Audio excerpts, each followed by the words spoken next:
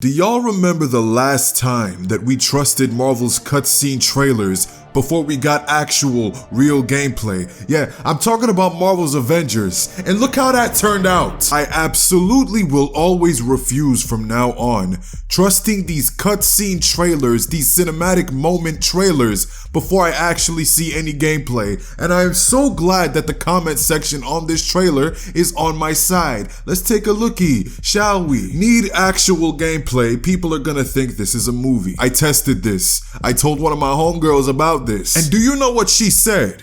Bitch thought it was fan-made. You see the issue with this? You see how there was no clear gameplay? Anybody from the outside looking in is gonna think that this is some sort of animated movie. And explain to me how we got a super soldier, Steve Rogers Captain America, but yet he looks like more of a pussy than the Black Panther himself. And speaking of the Black Panther, why are video games so afraid to make an actual dark-skinned black nigga the main character? It's always some light-skinned or like cool tone type of dude. Bro is from Wakanda. Bro is from Africa. Back then, one of the hottest places on earth. And you telling me he came out like this? Golden skinned? Nah, give me a darkie. Now, I'm all about representation, but if there's a sweet baby ink level of it present in this game, I may refrain from buying it. This woman right here, I'm not too sure who she is, but if she ends up being main character level, where she's taking out Hydra by herself, she doesn't even need the help of Captain America, or the Black Panther, or the Dore Milaje, I might just lose my mind. In that day and age, there was no way possible for a woman to outmatch a man, so I don't want to see any of that in this game, oh. And this game looks absolutely beautiful, but I promise you, they rendered all of this on the PC. And video games have this track record of showing us PC footage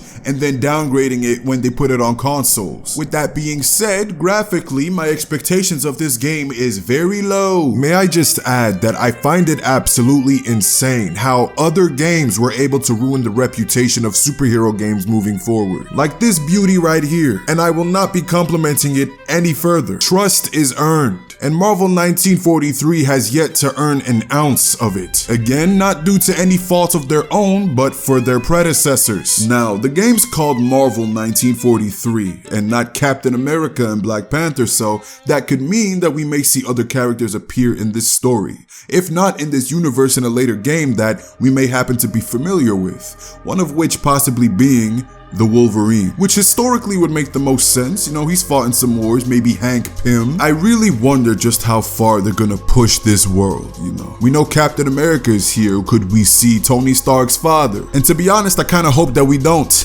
Worlds like these, I like to keep them compact, small, minuscule, so we can just take it all in at once. Sure, put your Easter eggs in there, but don't make it a MCU type of game. No, please don't do that. Let this be its own standalone thing. We don't need it to be a part of many other multiverses, universes, however the fuck it works now. Speaking of that, I don't like how people are saying that Marvel has been cooking with their games recently. Most of the games they're talking about haven't even had their gameplay announced. That Iron Man game could damn near be a turn-based card game. We do not know. They dropped the trailer for Midnight Suns and everybody went crazy. And then they announced it's a card game. I've been hyped up for Marvel's Avengers. I got excited for Gotham Knights. I supported the development of Suicide Squad Kill the Justice League. So let that be the last of it. I hit a three-peat of bullshit. Never again. One thing y'all should know, if I'm not getting hyped up about this, neither should you. I've been very gullible these last couple of years about my superhero games. It's the inner child in me, but nah, I've done grown up now and I know what's what. I can smell bullshit from 3 miles away. Don't trust what you see. Like I said before, the game looks beautiful, but is it gonna hold up on console?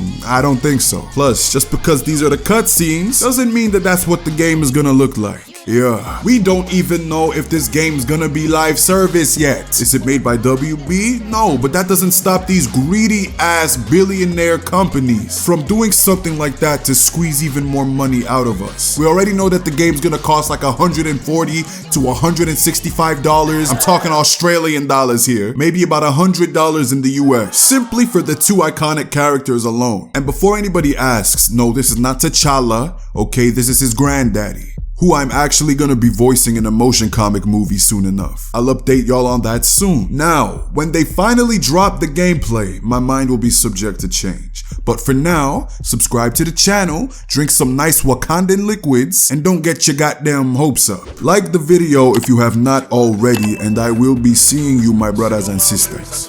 Take care. and peace. Baby, let me see some. Okay, too bad. Bitches going both ways. She gon' do it for these fans. She make it clap like how I do both of my hands. Fuck it up, stick it up.